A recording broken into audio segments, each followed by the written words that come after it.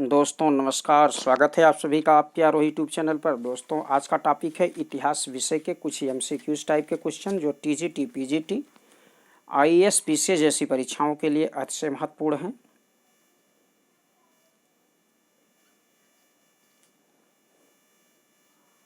साथ में आरओ परीक्षा के लिए भी यह अतिशय उपयोगी है। आइए दोस्तों आज का इस टॉपिक का पहला प्रश्न देखें। सांची का स्तूप किस शासक ने बनवाया था? चार विकल्प दिए गए। सांची का स्तूप किस शासक ने बनवाया था? बिंबिसार ने, अशोक ने, हर्षवर्धन ने, पुष्यमित्र ने। दोस्तों आपका विकल्प सही है, विकल्प बी। सांची के स्तूप को अशोक ने सबसे पहले बनवाया था। अशोक ने सबसे पहले बनवाया था। जब अशोक ने बनवाया था तो यह स्तूप ईंट का था।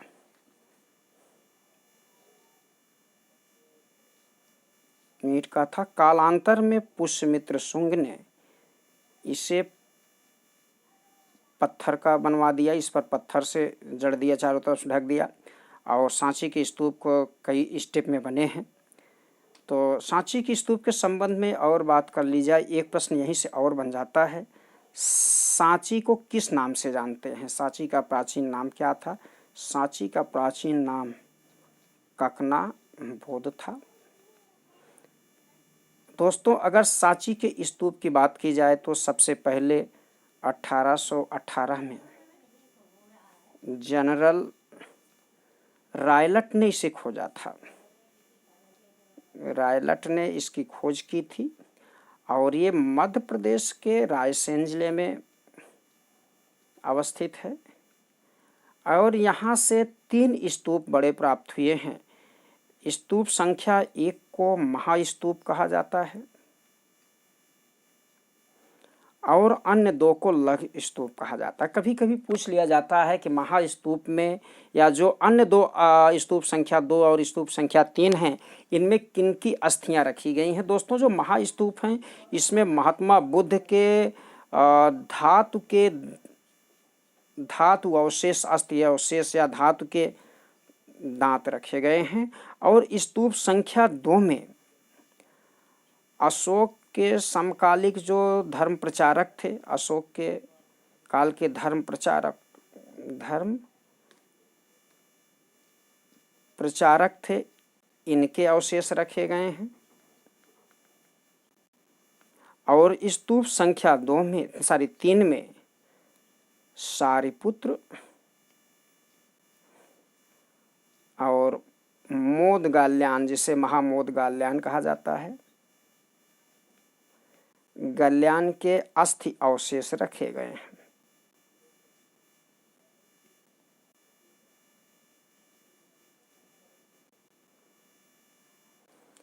अस्थि अवशेष रखे गए हैं। दोस्तों बहुत अच्छा सा प्रश्न है। अब आइए अगले प्रश्न को देखें।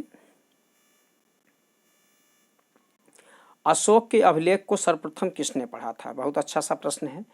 4 विकल्प दिए गए हैं। अशोक के अभिलेख को सबसे पहले किसने पढ़ा था? दोस्तों आपका उत्तर है विकल्प ए, जेम्स प्रिंसेप ने अशोक के अभिलेख को सबसे पहले पढ़ा था।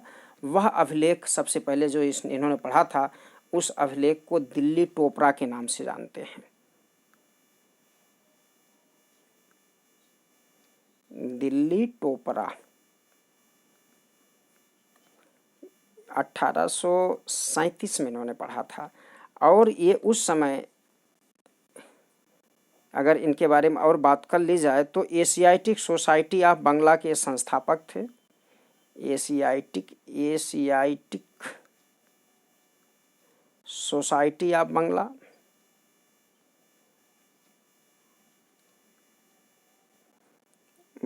के संस्थापक और कलकत्ता टकसाल के अधिकारी भी थे।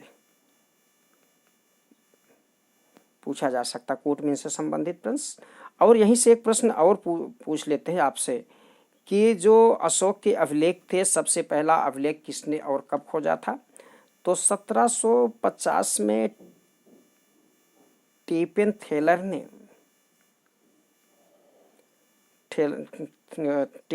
ने दिल्ली मेरठ अभिलेख को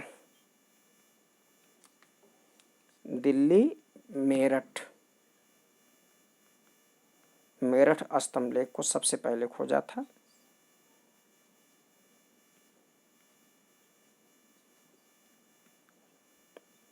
ठीक है, सबसे पहले खोज की गई इसकी। और आइए अन्य प्रश्नों पर चर्चा कर लें। अशोक का रुमनदेही स्तंभ लेख संबंधित है किससे? बुद्ध के जन्म से, बुद्ध के ज्ञान प्राप्ति से, बुद्ध के प्रथम उपदेश से, बुद्ध के शरीर त्याग से। दोस्तों, रुमनदेही अभिलेख महात्मा बुद्ध के जन्म से है। महात्मा बुद्ध ने इसके बारे में उल्लेख मिलता है। महात्मा बुद्ध ने अपने राज्याभिषेक के 20वें वर्ष, बहुत अच्छा सा प्रश्न है, किस वर्ष? 20वें वर्ष यहाँ पर गए, 20वें वर्ष रुमनदेही गए, जो महात्मा बुद्ध का जन्म स्थान था। महात्मा बुद्ध का जन्म स्थान होने के कारण और बौद्ध धर्म में आस्था होने के कारण अशोक ने यहाँ से धार्मिक कर माफ कर दी। जो बलि एक प्रकार का धार्मिक कर था, इस धार्मिक कर को माफ कर दिया। और इसके अतिरिक्त जो राजस्व, भू राजस्व था, 1/6 के स्थान पर 1/8 भाग लेना प्रारंभ कर दिया। कौन सा? कृषि कर। कृषि कर में कटौती कर दी और धार्मिक कर को इन्होंने माफ कर दिया। तो किससे संबंधित है? जन्मस्थान से संबंधित है। चलिए अगले प्रश्न की तरफ बढ़ लें। कलिंग युद्ध का विवरण हमें ज्ञात होता है कहाँ से? कलिंग युद्ध का विवरण अशोक के 13वें शिलालेख से, रुमनदेही स्तंभ लेख से, ह्वेनसान की यात्रा विवरण से, प्रथम लघु शिलालेख से।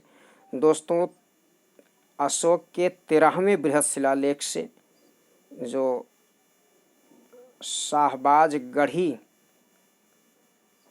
संस्करण के नाम से जाना जाता है, इसमें 13वें शिलालेख में उल्लेख मिलता है, बृहद शिलालेख में, जो कलिंग युद्ध का वर्णन मिलता है। इनके शासनकाल के 8 वर्ष बाद, अशोक के शासन के 8 वर्ष बाद या 9वें वर्ष कलिंग युद्ध हुआ था। दोस्तों, इस प्रकार से 13वां अभिलेख आपका शिलालेख सही है। चलिए अगला प्रश्न। निम्नलिखित में से किस दक्षिण राज्य का उल्लेख अशोक के अभिलेखों में नहीं है? बहुत अच्छा सा प्रश्न है। चोल, पांड्य और सतीपुत्र सातवाहन में से सातवाहन राज्य का उल्लेख अशोक के अभिलेखों में नहीं है। दोस्तों, अगर हम इसके बारे में चर्चा कर लें तो बृहद शिलालेख संख्या 2, बृहद शिलालेख संख्या 2,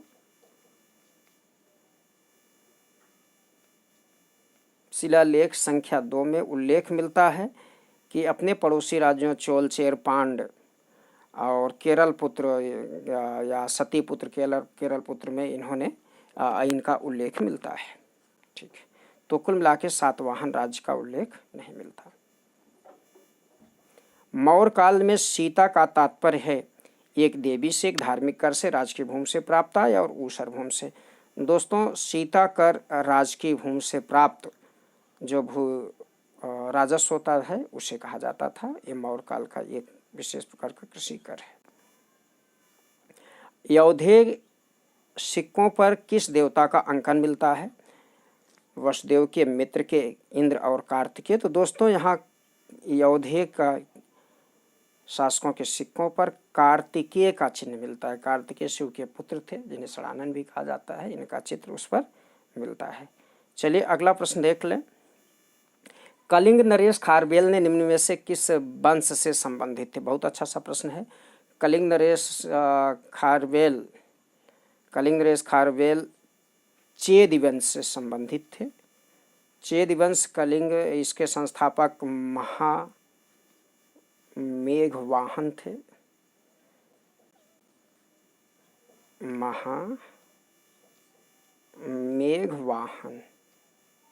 महामेघवाहन थे। इस राजवंश की स्थापना प्रथम शताब्दी में हुआ। ठीक है दोस्तों, चलिए अगला प्रश्न देख लें। भारत का नेपोलियन किसे कहा गया? 4 विकल्प दिए गए हैं। बहुत अच्छा सा प्रश्न है, कई बार पूछा गया है। चंद्रगुप्त मौर्य को, चंद्रगुप्त द्वितीय को, अशोक महान को, समुद्रगुप्त को। समुद्रगुप्त को भारत का नेपोलियन कहा गया है। भारत का नेपोलियन इन्हें बी ए स्मिथ साहब ने कहा है। इनकी पुस्तक अर्ली हिस्ट्री ऑफ इंडिया थी, early history of India. Early history of India में बी.ए. स्मिथ साहब ने इन्हें भारत का नेपोलियन कहा। चलिए अगला प्रश्न देखें। रजत सिक्के जारी करने वाला प्रथम गुप्त शासक कौन था? रजत सिक्के चंद्रगुप्त प्रथम, समुद्रगुप्त, चंद्रगुप्त द्वितीय और कुमारगुप्त। दोस्तों आपका विकल्प सही है कि चंद्रगुप्त द्वितीय ने शकों को पराजित करने के परिप्रेक्ष्य में, शकों को पराजित करने के परिप्रेक्ष्य में जो शक शासक रुद्र सिंह तृतीय था, सिंह तृतीय था, इसे पराजित करने के चक्कर में रजत या कहें तो चांदी के सिक्के, व्याघ्र चित्र अंकित सिक्के इन्होंने टंकित करवाया था। तो सबसे पहले यहाँ चांदी के सिक्के चंद्रगुप्त द्वितीय ने या चंद्रगुप्त विक्रमादित्य ने चलवाए थे। चलिए अगला प्रश्न देख लें। प्राचीन भारत में सिंचाई कर को कहते हैं विदक भागम, हिरण, उदरंग और उपनिका। बहुत अच्छा सा प्रश्न है दोस्तों, काफ़ी कन्फ्यूजन भरा प्रश्न है। और तो भारत में सिंचाई कर को कहा जाता था विदक भागम, प्राचीन काल में विदक भागम कहा जाता था। इसी को उदक भागम भी कहते हैं, भागम भी कहते हैं। और यहाँ उदरंग दिया गया है, कंफ्यूज करने के लिए दिया गया है। उदरंग का अभिप्राय है अस्थाई काश्तकारों पर कर, इसका अभिप्राय है अस्थाई काश्तकारों पर कर।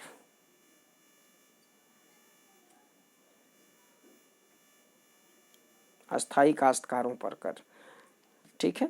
इस प्रकार से दोस्तों ये उदक भागम सिंचाई कर है और इसे विदक भागम भी कहते हैं, उदक भागम, और अस्थाई काश्तकारों को उदरंग कहते हैं जो कर लगता था। चलिए और इसी में हम अगला प्रश्न देखें। कौशेष शब्द का प्रयोग किया गया किसके लिए? कपास के लिए, सन के लिए, रेशम के लिए। दोस्तों कौशेष शब्द रेशम के लिए प्रयोग किया गया है। चलिए अगला प्रश्न देख लें। शियुकी नामक यात्रा विवरण निम्नलिखित में से किससे जुड़ा है? शियुकी नामक यात्रा विवरण निम्नलिखित में से किससे जुड़ा है? तो फाहियान से, अलबरूनी से, मेगस्थनीस से और ह्वेनसांग से। दोस्तों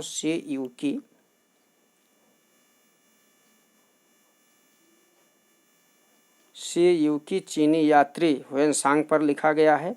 इनका यात्रा विवरण है, या आप ऐसे कहें कि इनका जीवन चरित्र है। इनके मित्र ह्वीली ने लिखा था। ये ह्वेनसांग हर्ष के समय में आए थे, ठीक है, हर्ष के समय में आए थे।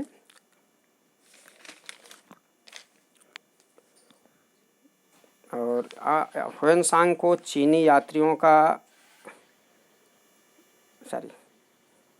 ह्वेनसांग को धार्मिक यात्रियों का राजकुमार कहा जाता है। धार्मिक यात्रियों का राजकुमार।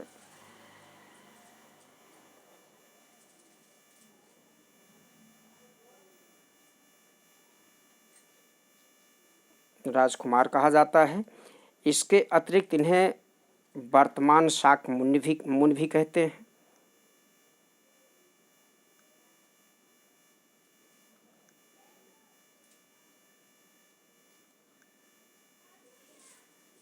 वर्तमान शाक मुनि भी कहा जाता है।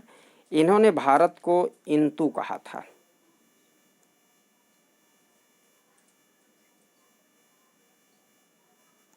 इंतु का अभिप्राय है अर्धचंद्राकार।